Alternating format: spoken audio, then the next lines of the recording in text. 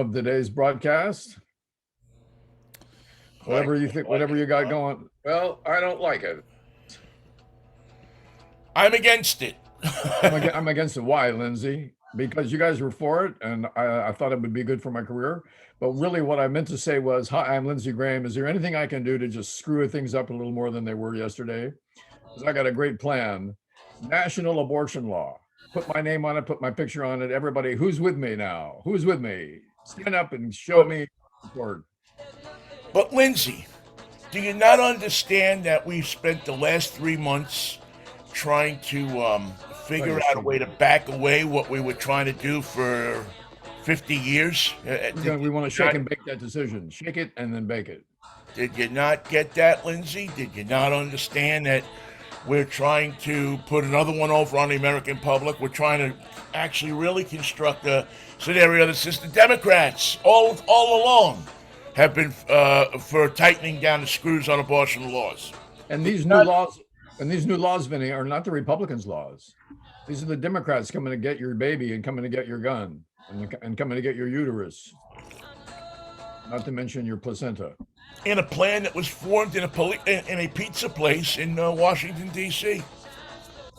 But you know, these as desperate as his plan was yesterday, where he was on all the network channels explaining exactly how he was going to do it. Today, Mitch McConnell goes, "You know what? Nah, I don't think so, Lindsay. But nice try. Let me know what one senator from South Carolina can do on his own, and then get back to me on that." Well, yeah, they're backing away. And by the way, for people who may not know what we're talking about, first of all, he's Michael Knight. He's in Pasadena, It's down there been in hot. It's been Southern hot, but not California. as hot as it's been. It's been hot, but not as hot as it's been in Seattle, where he's Yeah, New York Vinny every day, Monday, Wednesday, and Friday.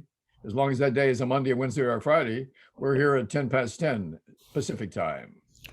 and we are talking about Lindsey Graham, the little The little puppet. mensch. I don't know. There's no word to really describe him except that the little puke that I've never seen anything blow in the wind more than Lindsey Graham. Whichever way the wind's blowing, he's going. And And yeah, except yeah, for yeah. this time, when he has decided that while Republicans all over the place are backing away from the Supreme Court's decision on abortion rights, Lindsey Graham has decided, well, I'm going to stand up for what I'm going to stand up for, and has called Yeah, for I got national. an idea. Ooh, I got an idea. I got Sit an down, idea. Lindsey. He's going to come out and say, listen, I think a great idea would be to ban all abortion in this country after, what is it? Is he on a 15-week? It's 15 minutes. Yeah, for Lindsey, it would be, we're 15 going to ban minutes. the abortions before you get there. Matter of fact, before you get pregnant. Those are the best kind. You got to admit, it's no muss, no fuss. It's We over in a want, yes, create a nation of walking zombie women, which I think would be something that Lindsay's fantasized about for a number of years. Anyway, because they so can walk, but they can't run. yeah, he You can walk, but you decides can't that run. that this is a good thing. Uh, Really, it seems without running it by any. Anybody. You know what? He should be the commissioner of the Pac-12 because we do the same thing out here with our plans. We come up with a great idea. We don't tell anybody, and we just have a press conference. We just run it by nobody.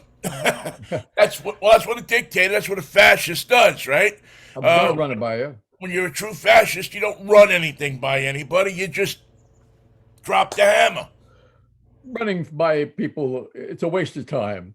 And what if they don't like it? Then you have to start from scratch. We're not doing any of that. We're Republicans. No, it took me long enough to figure this out. Let me now just. I mean, I'm Lindsey Graham. I'm very cool. I'm I'm somebody that everybody listens to when I go on the Sunday morning TV shows. I'm of some influence. I'm not 100% sure whether I'm gay or straight or what. I'm the Republican version of a metrosexual. He's not willing to commit to anything, to tell you the truth. Right, He's exactly. involved in everything You but know, if committed you to got nothing. money in your pockets, I could be gay as whatever. But if you are an evangelist, if you're a Christian, I will be as straight as you need me to be. I don't know what I am. All I know is that I open my mouth all the time, and I say things, and people get upset when I say things. And that's how you you can, under certain circumstances, get to become a senator in this country. Stand for nothing, talk about everything, be willing to change your mind like that. And today he'll probably have to change his mind. Well, what I meant was yesterday is no laws. I think I prefaced everything I said yesterday by saying this has nothing to do with law or proposed law. I'm just spitballing here. Well, Tomorrow, and and the stupid thing is, Michael, is people in the state of where he is the senator from, which I believe South Carolina, he tells us North Carolina, no, South. South, excuse me, he tells us South Carolina, but is he really the senator? With, I mean, was he really duly elected by the people? How do we Well, know? He's Are you willing to believe in the reptile people from another planet who live underneath our mountains? yeah. Why Okay. not? In that case, I have the perfect explanation to why Lindsey Graham's eyes look slightly amphibian. Way down below the mountain, Way down below the sea. Yeah, where I want to be. She back when made me. my So anyway, ancestors on Atlantis send their best and say, well, how come we don't have another record on the charts? It's about time. really, Donovan had something with that song, and he threw it away. Hell of a song. Thank you, Hell of a Donovan. song. The continent of Atlantis is an island. He should have, All hail. All hail all rhythm had section. Atlantis. And then you got Jeff Beck on the guitar, so it turned out all right. Yeah, it was a great song. We're talking about Atlantis from Donovan. Back in '68, I guess that was. Yeah, '68. Late 60s. Anyway, Had so them in the Lindsey song. Graham. Don't know what his deal is, don't know what it is, but not only did he piss off the normal people that would get pissed off in that situation, like, kind of centrist and leftist and ultra leftist, but it seems to me that a large number of right wing people are pissed off as well at Lindsey Graham because he screwed up their plans. If you look at all their websites, anything that has to do with reproductive rights has been washed clean as if it never existed. Scrub, scrub, scrub a dub dub. Right, except in some radical cases. But for the most part, it's all gone because they realized what a huge, absolutely magnanimous blunder that they made with this. But I don't think they knew until they did it. Oh no, Until the vote came in from the Supreme Court.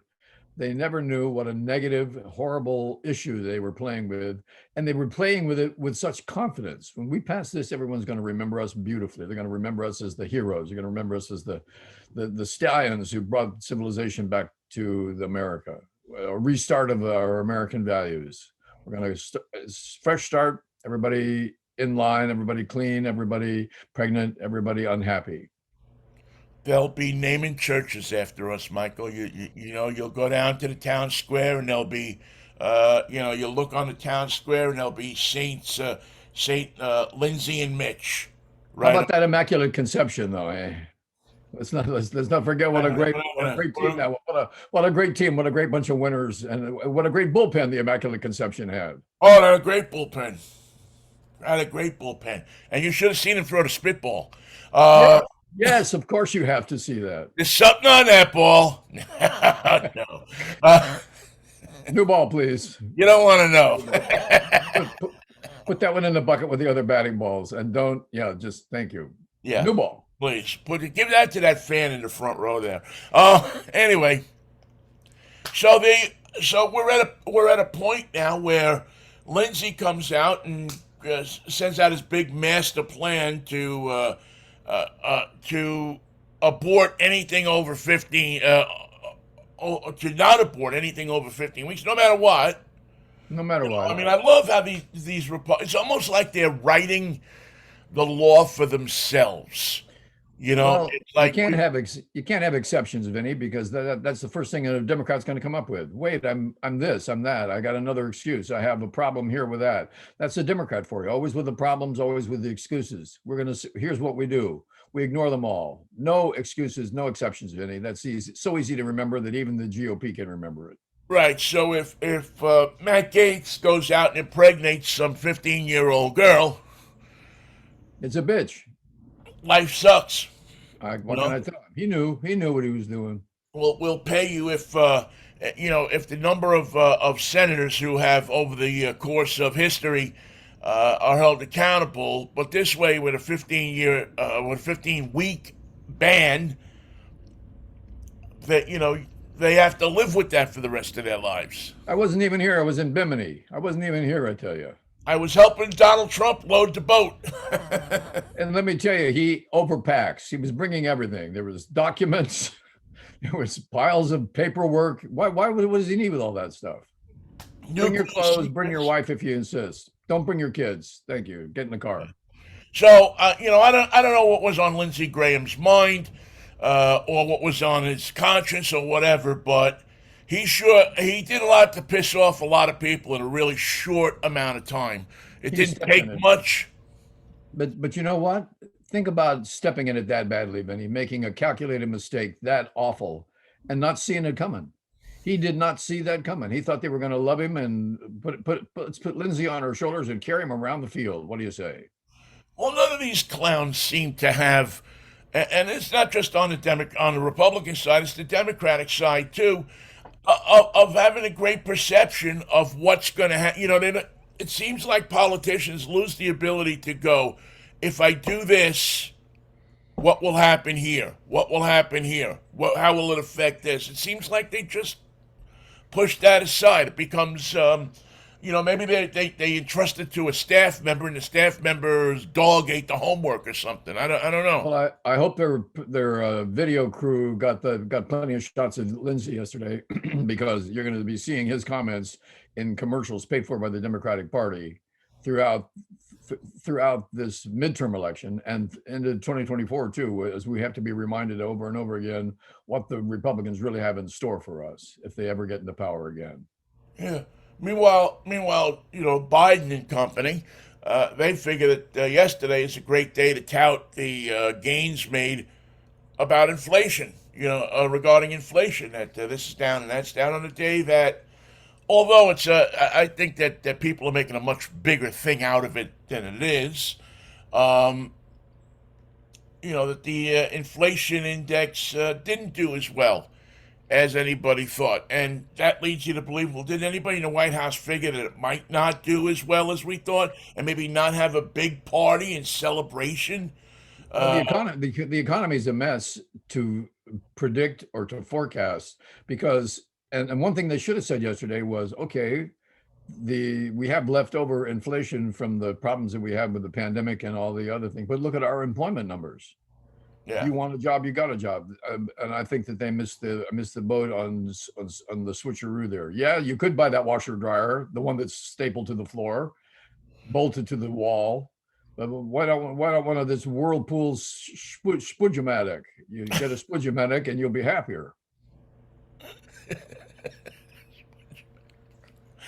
Uh, The Whirlpool Spudgematic. Everybody's got one. Everybody Yeah, wants it's one. it's a new immigration plot, Mikey. The Mexicans are deciding how to build whirlpools in Mexico, and they actually send a small woman in the chamber. Oh She no, gets no. up and she actually hand does your wash, and that's how they get into the country. That's the Spudgematic. That's the Spunjamatic. Used to be an Italian woman, but the Italians don't want to come here anymore. The Italians that are here are trying to get back. I can understand their motivation. I can indeed. One thing I figured out yesterday, and I had no idea about this till yesterday. The commercials for the Publishers Clearinghouse are beginning to appear on television. Now, no one on this planet, no one, even the hosts even Ed McMahon, who used to work for them, can tell you what the Publishers Clearinghouse is, or where the Publishers Clearinghouse might be. And I have found the answer, and it came to me yesterday, small print in an email. Publishers Clearinghouse is in Slovakia. 66 or 66A? 66A because it's new. Yeah. Okay. They Yeah. relocated. You have to get They were gonna relocate from California to Texas, but they went all the way to Slovakia because of the deal. The tax deal was remarkable. Well, the tax. Yeah. I mean, they're literally giving away the country in Slovakia. I mean, you could fill out a form in a supermarket, and And get a little later something. somebody may call you and say you've won Slovakia. And Bring money. what about the 7,000 a week from the Publishers Clearinghouse? No, that's still in abeyance. We're still working on that. No, but maybe. Uh, it's pretty it's pretty bizarre, Mikey. It's an American dream, the Publishers Well, yeah, Clearinghouse. it's something for nothing, right? I mean, Right. that's how the casinos get built. Buy 5 magazines, and with the 6th one, you may get eternal health and happiness. And these magazines are chosen at random through the last 25 years, and the corners are cut off. So all you have to do is enjoy them in the privacy of your home or in the waiting room of your doctor's office, and you're in. And the publishers are clearing house, and they're Yes, doing that's it with you. that's exactly what it is, Mikey. You hit the nail on the head. It's the Publishers Clearinghouse. We got all these old magazines that old women have picked out of the recycling bins. We For send them years. out every year. We pay them 25 cents an hour, and they go and they pick these.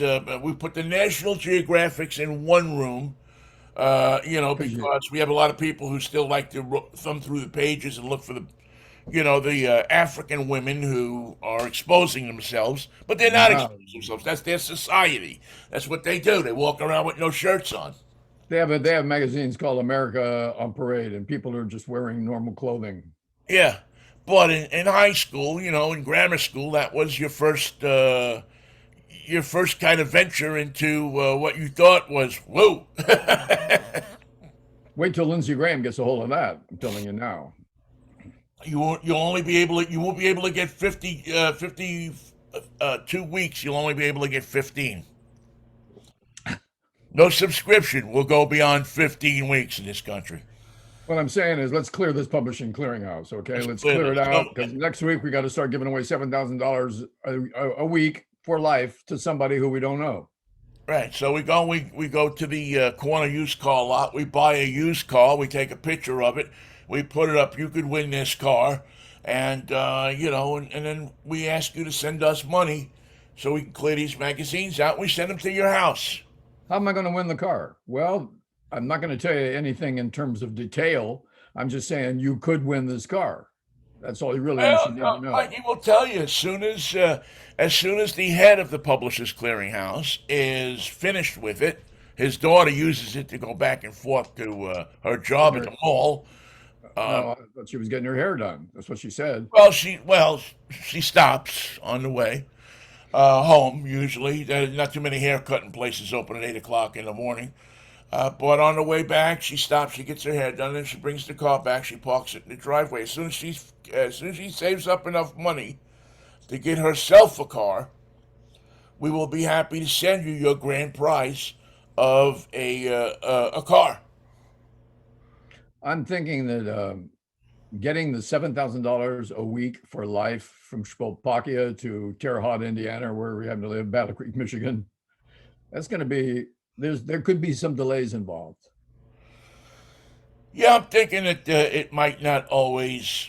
Well, there was talk many years ago of moving the Publishers Clearinghouse to Littleton, Colorado, where the stamp company was that used to send a penny in an envelope, and but they had found out that they were a little too late on the draw as Grit, America's newspaper, Oh God, what a great newspaper! I always took read that it. spot. What's the headline today in Grit? Same as it was yesterday. It's America's newspaper. Okay, Did, fair, did, fair enough. did they even? Did they even print Grit anymore? Well, that was the weird thing about it. I saw the references to Grit and the promises concerning grit and ideas that may be floated and discussed within the pages of grit. But I have never, and I am kind of a media freak, Vinny. I have never encountered an actual copy of grit online or in person. I've I've never. I actually sent away at one point to be a distributor of grit, to be a young man who sold grit to his neighbors. What happened? And of course, I was smart enough to do that in a town at the time that had two afternoon newspapers and four Four morning. morning dailies. And how many neighborhood papers? And I don't know that there was a neighborhood newspaper at the time. I don't think neighborhood newspaper things really started happening until much later in life for me. I think this was probably about 65, 66. And Grit said they would send you a certificate for a free choice of, or for a choice of your model that you wanted. And I used to build models. So, any way that I could slime a free model was okay in my book. Glue not included, by the way. So I applied to become a distributor for Grit, but never heard anything back from them. Wow. Not Maybe that's the difference between grit and true grit. Maybe I should have sent it off to True Grit, which was actually a movie at the time. Um, I was just laughing about Jeff Bridges, who made fun of his castmate during the filming of that, saying, not only does he quote Latin, but his English overflow no, his language overflows the banks of English. One of my favorite lines in a movie. Wish I hadn't gummed it up so badly. You have no idea what I meant now. well, now I remember, now I know that people talk about the True Grit of a few years ago, but John Wayne or Jeff Bridges? was John Wayne Oh yeah. and a assorted bunch of other Western movie stars who were pretty much on their last legs. John Wayne was always good for shooting a hole in the wall of the place where he lived.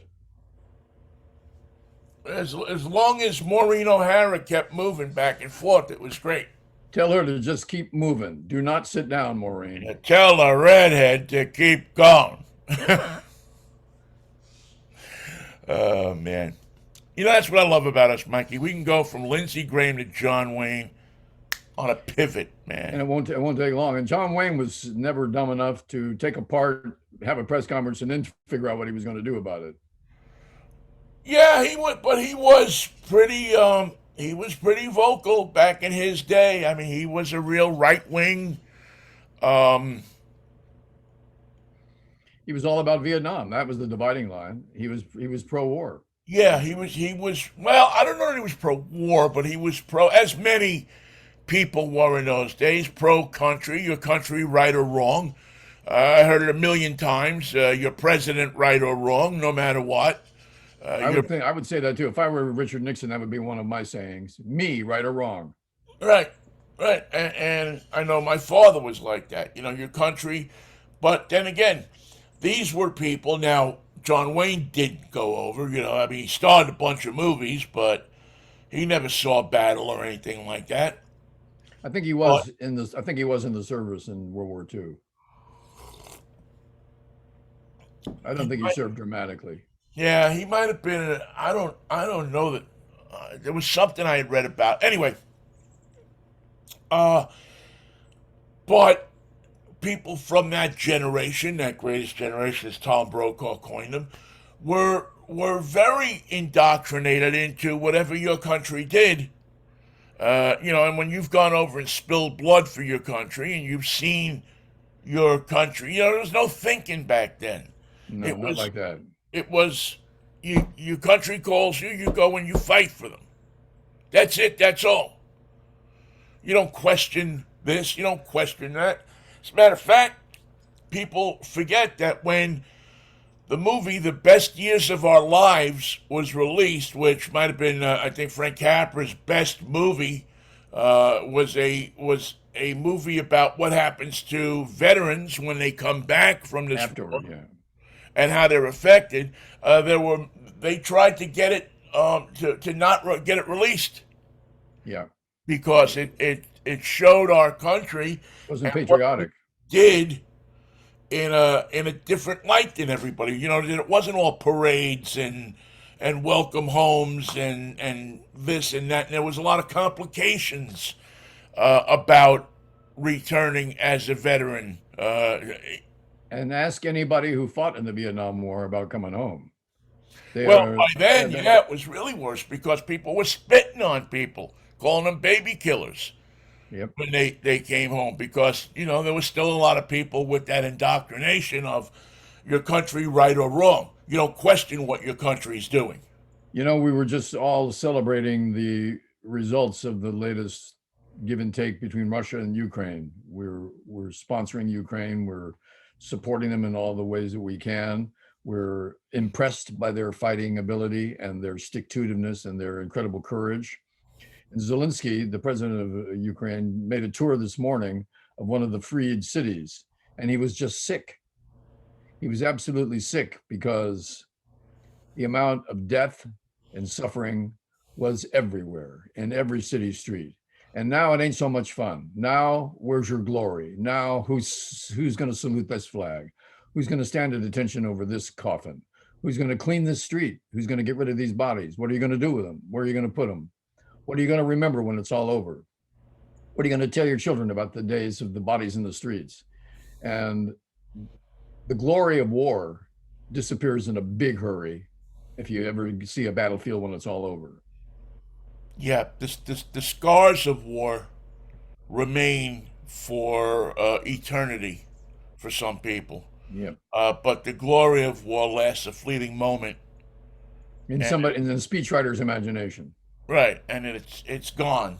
It's because there's that piece of you're a hero for your country, you're a hero for this, but when the band puts their instruments down, then what are you going to do? yeah, what are you going to do? You got to go drag the body to a cemetery, and then you have to figure out, well, how do I live my life without that person? How do I live my life without an arm, without a leg? Without a home, without a city. Right. Without, I mean, I used to live here. Here is no more. Here is a smoldering crater. And of course, And Vinnie, that's funny. The funny part about this is that's what victory looks like. It looks like hell.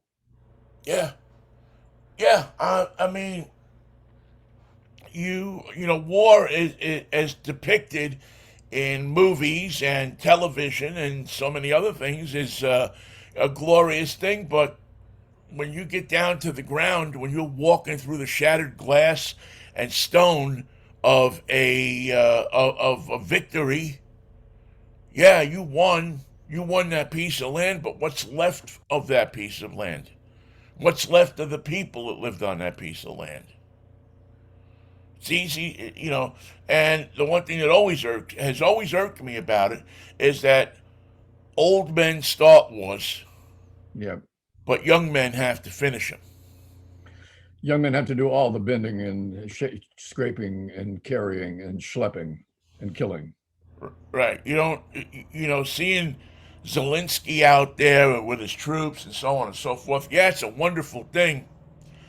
And I give him more credit than most because he's not just some old guy sitting in a room telling people where to go. He's been out there among his people and has been out at the front. I mean, let's face it, there isn't very many places you can go in a small country like that. It's not like you can run your war from Poland or something like that. You got to be there. And if you're Russian, the only place to go is in reverse. Does this thing have a reverse? No, these trucks don't go backwards. Well, you can't even go in reverse because if you go in reverse, you have the people that are loyal to Putin who are going to report you, and you're going to spend a considerable amount of time in jail or being dead. More time being dead than you probably would in jail. On the average. So it's not like the Rush. You got these kids who in Russia who are being told a lie so that they can go and fight for Mother Russia, which is something that seems to be in their makeup as a people. But the reality is, they don't know what they're going there fighting for. Half those people have no idea what Bad they're fighting. leadership. And also, when you send somebody to conquer a nation, you don't supply them with toilet paper or food. You don't pay them the money that you promised them. You don't secure them with leadership that knows what it's about. You don't provide them with a battle plan that's livable, or conditions that they can live in, or equipment that they need to use. You give them none of that, and you expect them to win. That's not how it works. Right. And plus on top of it, when you get there, you see that the people that you are fighting are not the monsters that they have that your country, your leader, your guy has said they are. That they're your cousins. That they're your I mean essentially this is a civil war. And right now, the Russians don't know who the Ukrainians are, but the Ukrainians are very clear about who the Russians are. And good luck to you if you happen to be one. Yeah, I mean the Ukrainians, they're the Russians have the equipment, they have this, they have that, and the Ukrainians are holding them off with. Well, now they have more equipment, but when they started, everybody was sitting on their ass trying to figure out. Well, do we send them? Do we not send them? Do we do this? Do we send troops? Do we not want to start a war with Putin? Putin could disappear any day now, and it would be very quiet. He might be gone for 2 weeks before we knew it. The way things are going there, where people are now willing to say on network television that the war was a mistake. It's I'll tell you what, and I've thought this from the beginning. I think that this will be Putin's biggest mistake ever. Swan song. Yeah, is that he is going to feel that the iron fist that thinks he has, shrink and swell up and get rammed somewhere, Oh dear, pretty nasty. that's quite a picture. Dear me. Yeah, within a short amount of time because he's been able to fool a majority of the Russian people. But who he hasn't been able to fool is the people who are making the money for Russia. The people who have the ability to go past what Putin tells them. And, the oligarch who's hiding out in an apartment in Brighton Beach because he can't use any of his money because he barely escaped with his life from the country. That He can't. every He can't. He can't go down the street to get borscht because he'll wake up with a little polonium tube in his leg. Yeah, he those people are, I think, getting sick of this because they feel they were sold a bill of goods. They were told, "Oh, this is going to be a 6 week thing, 5 week thing. We're going to go in there, we're going to roll over these people, and we'll have the port, and we'll have this, and we'll have that. Their wheat fields and oil fields, and what the world needs now is love, sweet love. They'll have all of that." But again, a gross miscalculation of the will of Russians. I mean, did Putin not read any of the books about World War II and what the Soviets, what the Russians did to the Germans when they came in? I mean, it's almost textbook guerrilla warfare. These people invented it. And it was out of desperation and hate that it all surfaced, and it's happening again. Now they know what it's like to be the hated ones who are running for the border, while Jackie DeShannon sings in Crimea. Right, right. I mean, these are the people that invented to fill a wine bottle up with gasoline and stick it in the treadles of the tanks. See what They, happens. yeah, these are the people that invented, drop the incendiary bomb into the top of the tank so you roast everybody. And I do mean everyone, including the driver. Yeah, yeah. No one here gets out alive. What's the point of that? Yeah. And but I guess, I don't know, maybe Putin figured he could control everything, and maybe to a certain extent he does. Of course, he thought he could control everything, including the way you think about it. He thought that that would be his greatest strength, controlling your perception of his war. Right. But after a time, I mean, if you had a 6 week war, maybe you could do that. If you had a short, compact action, military action, maybe you could control a lot more than. Isn't it funny how people say, I'm just going to open Pandora's box for a little bit, just so I can control what comes out? And I think it's more and more, Mikey, looking like he is signed his own death warrant. His own exit paper has been, it's been printed. It hasn't been signed and executed. He'll just disappear. Whatever happened to him? He got sick. He left. He bought a baseball team in Slovakia, and that's it. We don't know where he is. He left one day, said, "I'll be right back." He didn't come back. And that was the last we saw of him. It was like my friend Nicky told his girlfriend once, "Man, I'm going out for a pack of cigarettes and a loaf of bread." Nobody's seen him in 30 years. What about the cigarettes and the bread? He didn't bring them back. I think that, and to be honest, that's what pissed off his girlfriend more. Yeah. Nicky just disappearing instead. But that's sometimes what happens in life. You know, you leave and you think you're going for one thing and you wind up not going for anything.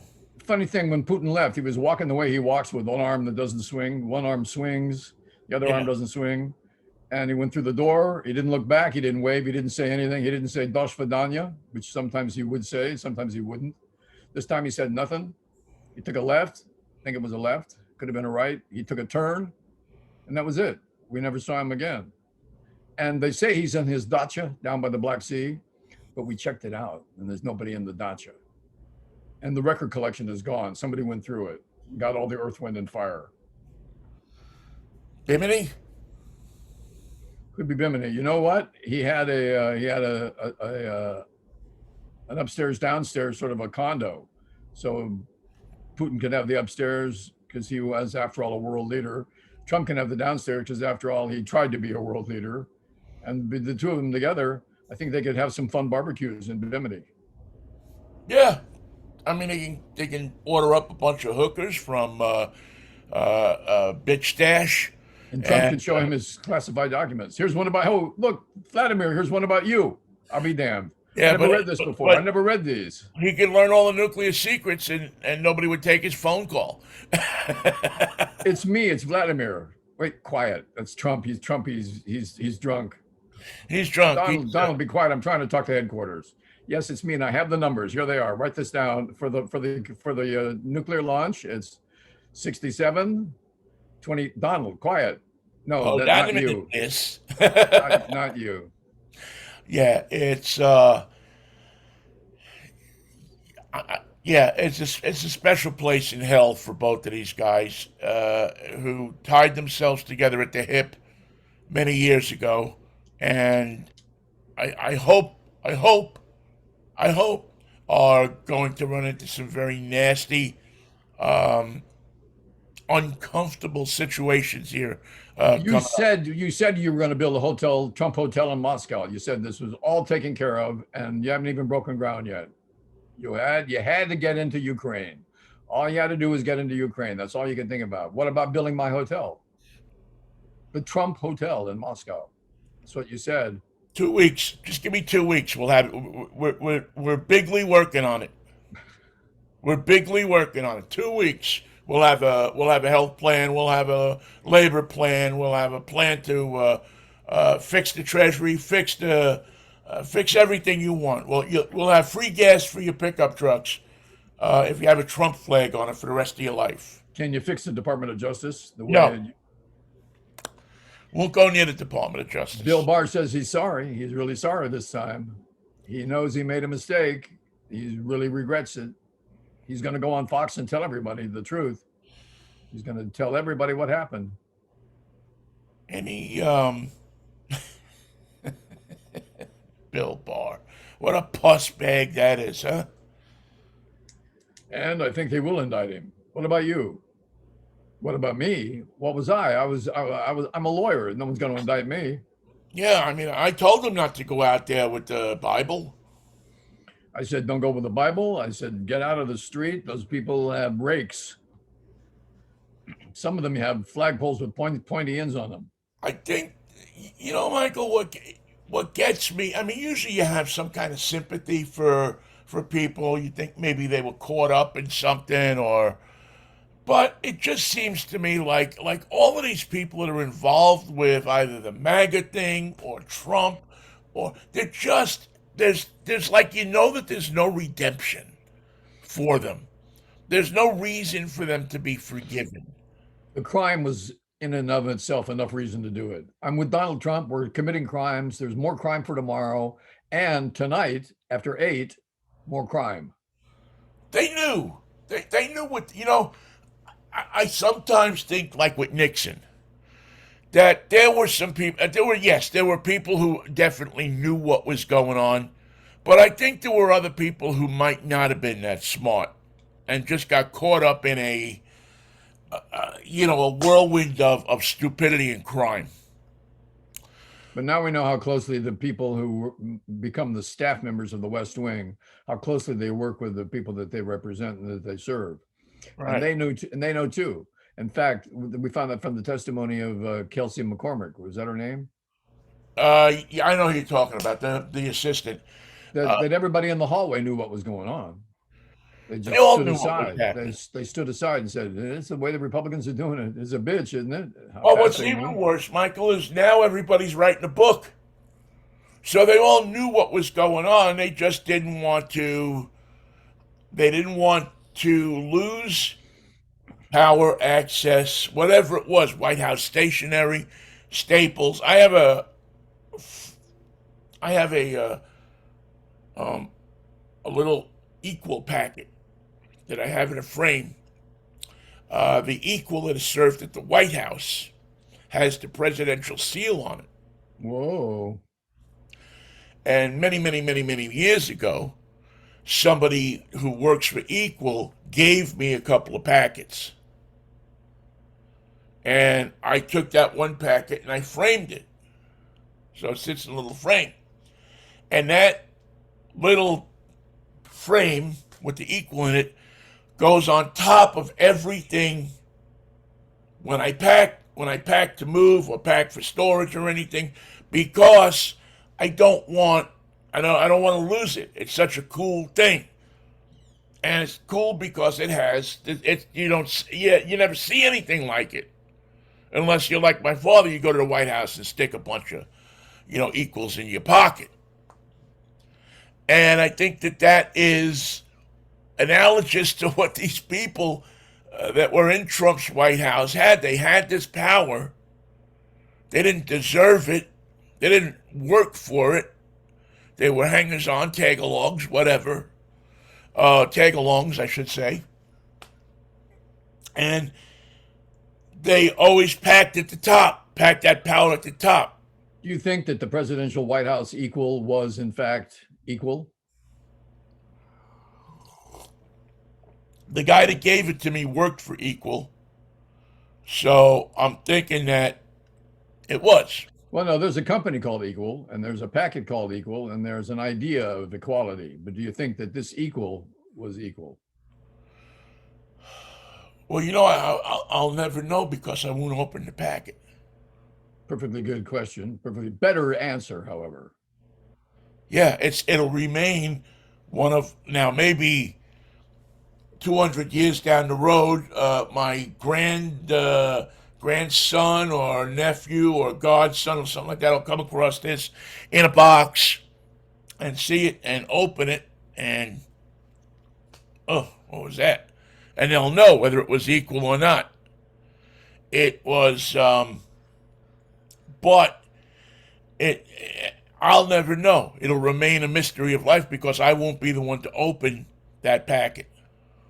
And certain senators use sugar because they can't stand equality. They don't use equal in anything.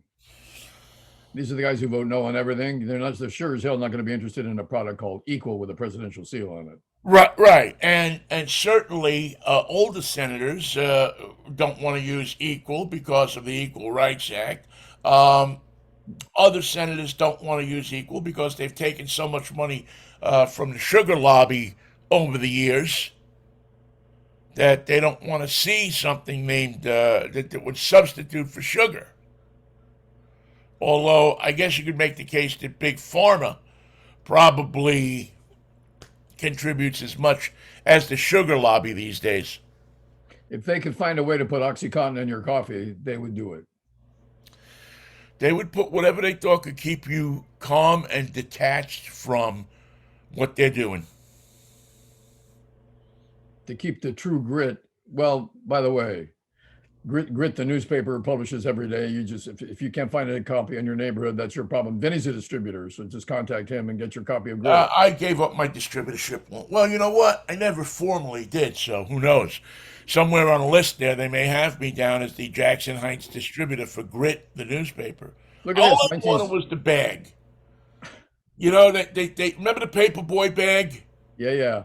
Yeah, that went around your handlebars. That's all I wanted the bag that said Grit on it. But I guess I didn't sell enough newspapers to warrant the bag. It's hard to sell something you don't have, and that's the problem with Grit.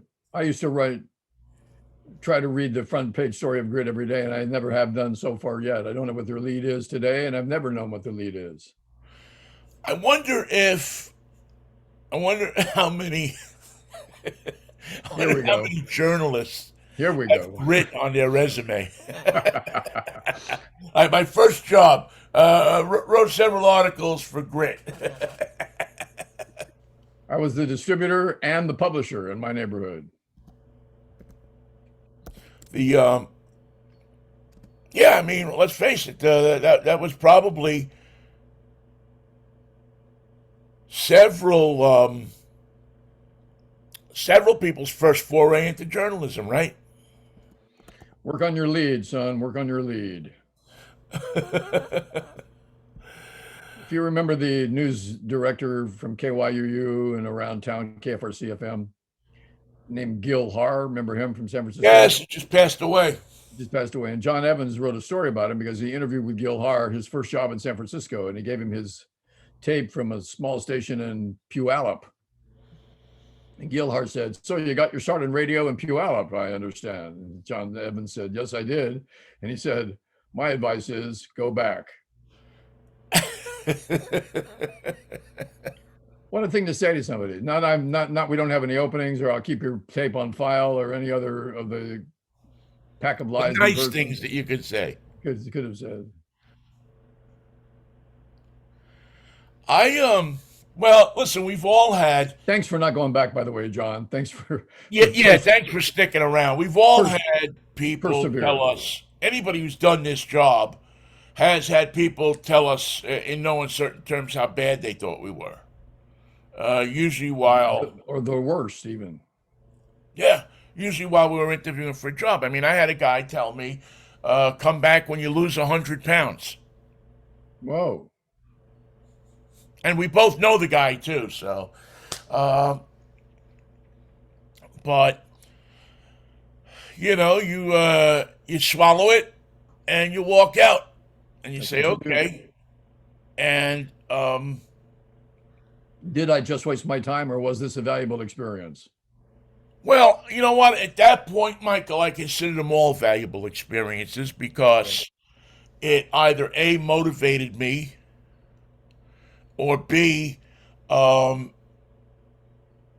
made me see what a crappy business this was that I was going to get involved in, and yet I still wanted to do it. And for a person like me, who I'm not the biggest guy when it comes to confidence, it helped me build a little bit of confidence because I knew I was better than that guy, and he's got a job. Much better, actually. So if I'm better than him and he's got a job, there's a place for me somewhere in this landscape. And you're right about that. And here we are 30 years later, and you know, I still doing it. And Cairo needs us desperately, to tell you the truth. You know, let me tell you something. They don't And know. I'm not talking about their sports station. I'm talking about their talk station. Yeah, somebody, you know, and that's what keeps us, because we know that there's a hole that we fit into in the pegboard, Information and entertainment. and that's just the way the business runs. You know, I know people who were out of the business for years, and all of a sudden somebody heard them, called them up, said, "Come do the morning show." I haven't been on the air in 10 years. Yeah, you sound fresh. Yeah, you're different than everything else that's on my station. That happened to Lan and McMahon, who were two guys who were up from up here, and they brought them. Larry Snyder brought them down to KRQR to replace the. I think he replaced the Lobster In the morning. in the morning, and they weren't successful. I mean, they had been out of it for maybe too long, and the only thing, I mean, they were funny, they were topical. Their problem was, and now we don't, you don't, they didn't know the names of some of the groups, so they would consistently screw them up. And I don't know why they were too lazy just to Ask somebody. go to the music director and say, all right, give me a list of these groups that we're playing, or put the pronunciations on the log. So, you know, it wasn't like they were picking out their own music. No, certainly not. You know, it was just a sense of, but yet, you know, they were there for a year and a half, got a huge contract to be there. They finally got fired, and the other guys got fired. And I mean, it was what a mess it was. Well, their comeback should have been in Seattle, not San Francisco. Probably so. And I think Terry McManus, was working in Seattle at the time. I think, I don't know if he was doing part time or full time or what the deal was. But, you know, again, guys that had talent just put in not exactly the right situation. And you can't fault that. It's a mistake that's never going to get better. Yeah, and so they wound up getting half the people at the station fired. And including Larry Snyder. I believe so. Yeah, I believe Larry was gone too. Yeah, and I know a lot of, you know, and it's a shame, because I think he was a smart program director, and I think he made some improvements to the station, but he was loyal to these guys who he had Well, worked with many grown, years ago. that's right. They'd worked together. They'd grown up listening to one another. It was a natural move and a terrible mistake because it was the wrong market. Well, you know, also what happens in radio, as you well know, Michael, a guy gets or a woman gets a program directorship, and they want to put people around them that they trust. Because invariably, there's always somebody on the staff trying to knife you in the back. And sometimes you'll take trust over talent, which is always a mistake, right? I don't advise it. I do not advise it. Go with talent. Yeah, you want to In fact, incorporate loyalty. conduct a nationwide search and look for talent. Hey, we worked for the radio station that invented the nationwide search. We did. Yes, KJR. KJR couldn't name 3 states on the East Coast. How many nationwide searches did they conduct while we were there? And they came up with the guy who was pushing a broom down the hall. That's how Biff Jiggerman got his start. And thank God he moved to Kansas City, because if he had stayed in Seattle, he'd have been a monster star. Huge. It's strange the way the left and the right turns happen in this business, but they do, and that's fortunately or unfortunately the story of a life in radio, right? We should write a book together. So you and I should write a book, the Mikey and Vinnie Manual of Radio.